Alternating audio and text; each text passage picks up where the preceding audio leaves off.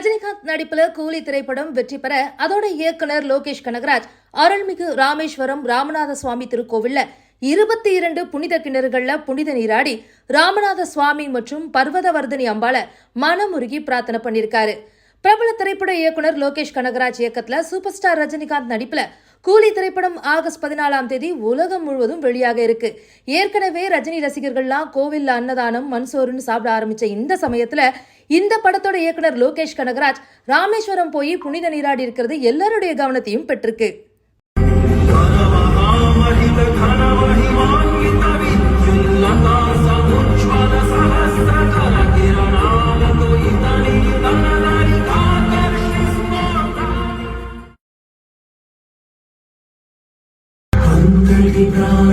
ప్రాణాంతకాయంతో అంత తీవ్ర